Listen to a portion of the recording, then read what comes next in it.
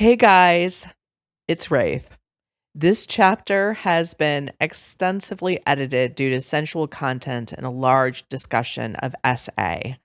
I'm including a large summary here of what happens so that you can enjoy the story and what we have at the public podcast and understand what's going on. As always, we're really sorry that we can't provide you the whole thing on the public podcast, but we simply can't.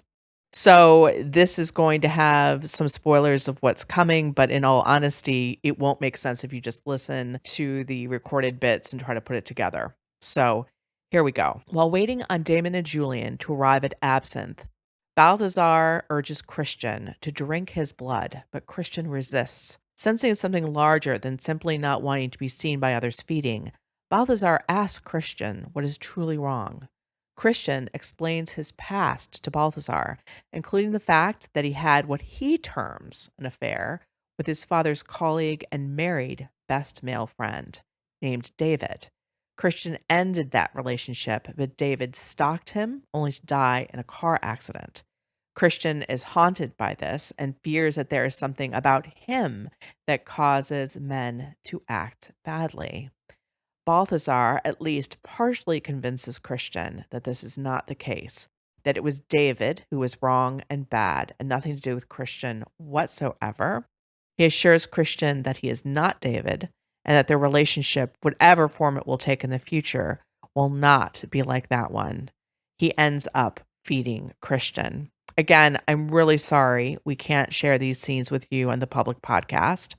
But TOSs are not designed to accommodate discussions of this nature, as you all know. So, once more, you can listen to the completely unedited versions of this chapter and every other chapter by A, signing up for wraithrain.com and or B, purchasing the audiobooks from our shop. We truly appreciate your support. We really, really do. You will find links to both signing up for Wraith Rain and purchasing from our shop in the notes below. Thank you as always. Last on Everdark. Damon sends Julian into the hottest new club in town, Dobe, to find someone worthy to be an acolyte, or to find them a snack. Julian is enraged when he finds 3 dudes who have preyed on women, friends, colleagues, and strangers. He decides that they should be made to feel like prey. Damon helps him do that. Now we turn back to Christian and Balthazar, who are at Absinthe with the Mirryrs, waiting for Damon and Julian to arrive. Everdark, Episode 35, Poison. You have to eat, Christian, Balthazar said. In order to comply with YouTube community guidelines, the next section of the podcast has been abridged. Aren't you nervous about how the Mirryrs will react to Damon?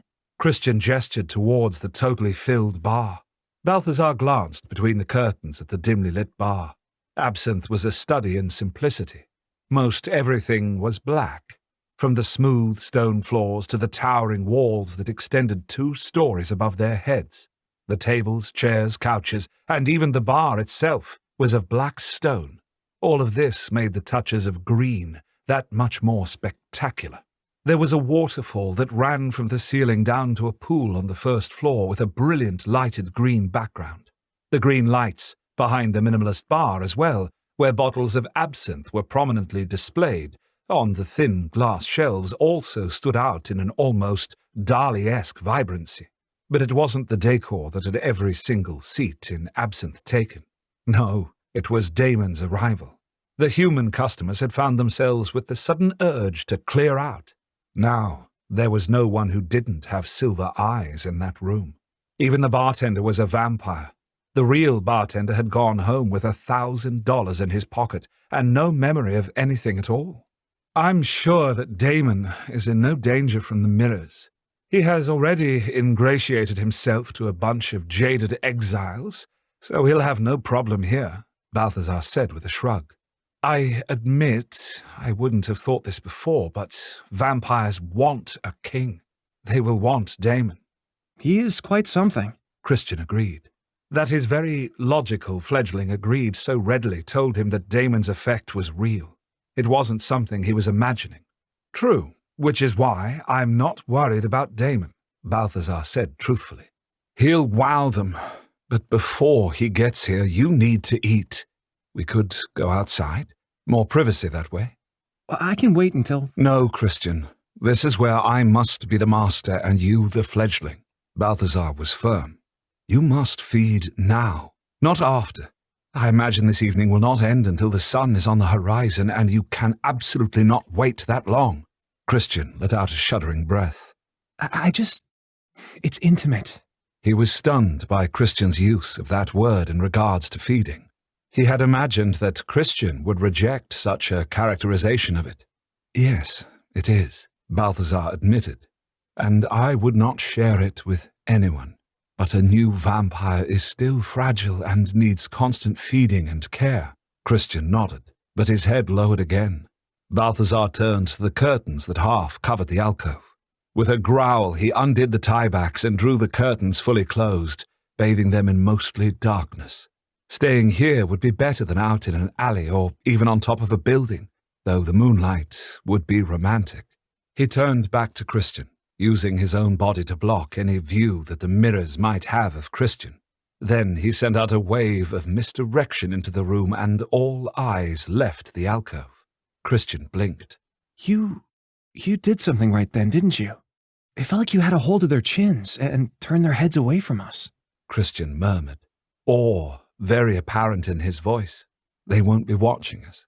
They don't even remember we're even here, and they won't until I remind them of that fact. He took off his suit coat and began to undo the gold and onyx cufflinks to expose his wrists. He assumed he would not be so lucky tonight as to have Christian feed from his throat. He shoved any disappointment about that to the place where all such unworthy thoughts needed to go. So while we are not alone in some ways, in others we very much are. Christian stepped up to him and grasped his hands. He could feel the rapid thump of Christian's heart as his fingers were pressed to his fledgling's chest.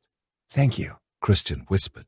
Christian ran his own hands up Balthazar's arms to his shoulders until they stopped at the collar of his shirt.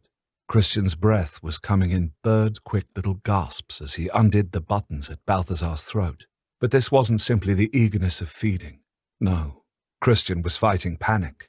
His fledgling often had to, as if Christian had to get out of some terrible headspace before he could focus on the moment. Balthazar had guessed earlier that Christian had been hurt. Now he was certain of it, and this hurt would be between them forever, unless excised. Why are you so afraid, Christian? Christian's hands froze, and Balthazar cursed himself. But before he could take the words back, Christian asked, Can't you just read my mind and know?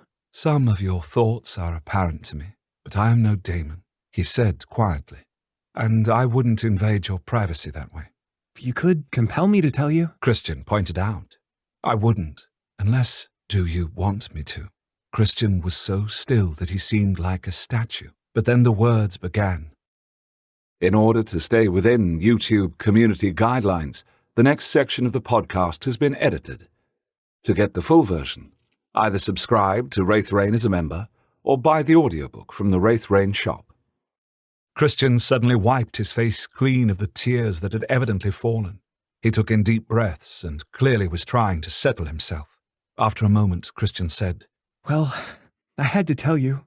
You had to understand about David, and I guess maybe I needed to know myself why this thing between us is so fraught.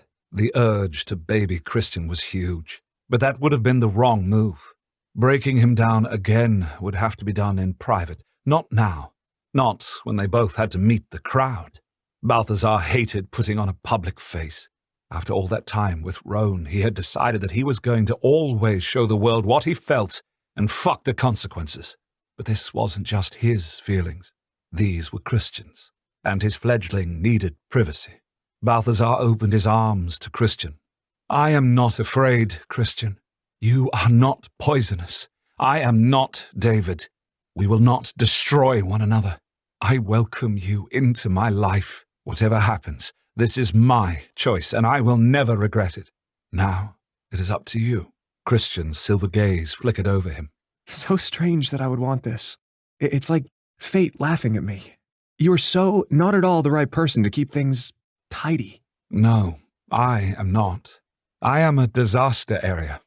Perhaps. Or maybe you are my balance, and I could be yours. That had Balthazar's heart spinning. I wouldn't mind that. The messy person never does.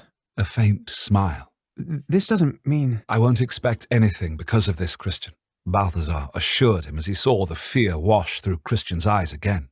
You take the lead. Join us next time for episode 36, Show. My dearest acolytes, I regret to inform you that this podcast has been edited to conform to this platform's rules and regulations. Obviously, sexy vampire interludes are not appreciated by these plebeians. This episode has been cut to be acceptable to audiences of all ages. Not to worry. If you are interested in hearing the full episode with all the steamy parts included, you can purchase a monthly membership at wraithrain.com. Not ready to commit to a monthly membership? Then please visit the shop at wraithrain.com, where the full episodes are available for sale in audiobook format. The Everdark podcast by Ex Aratare is performed by Edward Fox, Adam Riley, Jay Thillis, Bruno Devant, Kelly Michaels, and Hannah Hart, with Liz Gentle as Seer. Edited by Matthew Prince, continuity by Adrielle Wiggins. Everdark is produced by Wraith Rain Publishing in association with Her Grace Reed Studios. Copyright 2022 by Wraith Rain Publishing.